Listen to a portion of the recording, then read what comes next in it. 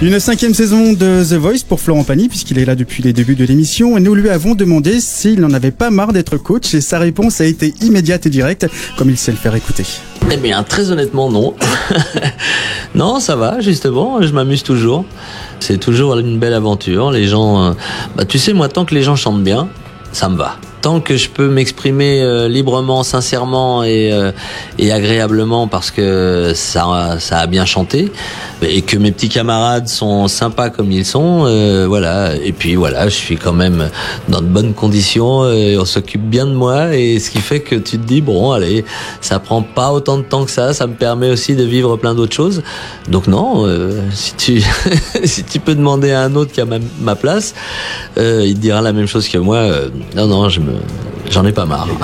Nico, ça c'est ta 5e saison, toi aussi, t'en as pas marre, toi non plus? Non, parce que ça se voit, et comme Florent Pagny, on n'est pas dans la langue de bois, c'est-à-dire que c'est pas seulement un travail, c'est aussi un engagement, c'est un partage. Et je crois que les gens sont pas dupes s'ils sentent que tu es juste là pour faire ton travail et prendre ta paye à la fin du mois, ils n'y croient pas à l'aventure. Alors que là, tu peux pas tricher, soit tu vas à fond, et tu vis les vibrations, tu découvres les talents, tu les accompagnes réellement, tu ouvres la porte et en même temps c'est une fenêtre dans la maison des gens. Soit tu es dans le partage réel, soit tu fais semblant. Et quand tu fais semblant, ça se voit. Et ça dure pas. Bruno Berberès, après 5 saisons, on arrive encore à dénicher des talents impressionnants. On les invente. Il les invente, il est coach. Il a un élevage. C'est toujours flippant. Après, vous savez, je suis un peu comme un cuisinier avec toutes mes équipes. On travaille pendant 6 mois et puis un jour on présente des talents devant les fauteuils et puis j'ai Nikos qui je le vois s'agiter dans sa tente. Je vois sa sœur Maria. Enfin, c'est bien ça et tout.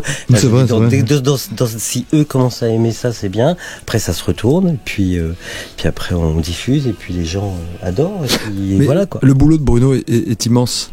Parce qu'il n'est pas seulement un casteur, hein, il n'est pas seulement dans le casting où il cherche des voix, c'est plus profond que ça. C'est-à-dire que parfois, il peut entendre une voix quelques années auparavant, il sent quelque chose, un potentiel, il va attendre qu'elle évolue, il va suivre la personne, il va appeler ses parents, son entourage, c'est aussi un psy.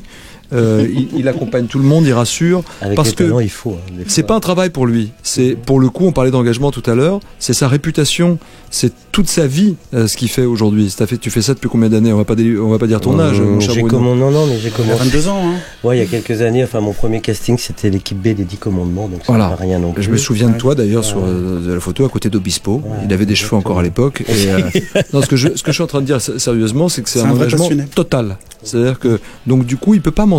C'est pas qu'une émission de télé pour lui. C'est sa crédibilité aussi d'artiste, parce que c'est un artiste. Et puis c'est gentil. Mais on se fait beaucoup d'amis. Et puis il y a de très belles histoires dans The Voice.